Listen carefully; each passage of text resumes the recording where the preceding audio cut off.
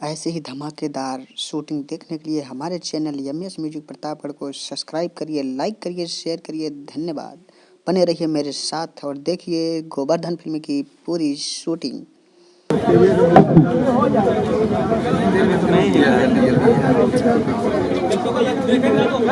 रुक जाओ, रुक जाओ, रुक जाओ।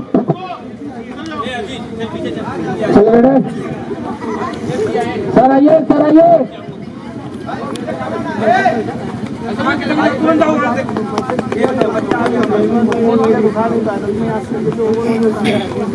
आइए आइए।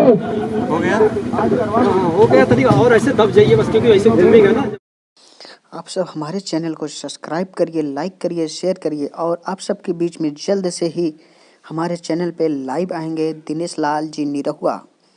आप फिल्म की शूटिंग देखने के लिए हमारे चैनल को सब्सक्राइब करें और दिनेश जी हमारे चैनल पे 1 या 2 दिन में लाइव आने वाले हैं। आप सब बने रहिए मेरे चैनल के साथ यमएस म्यूजिक प्रतापगढ़। धन्यवाद।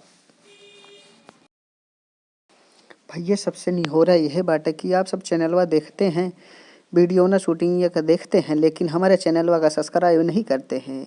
अरे देखिएगा तो चैनलवा सब्सक्राइब कर लीजिएगा, आपका बहुत बहुत आभार होगा। देखिए निरहुआ भैया कैसे साइकिल चला रहे हैं। धन्यवाद।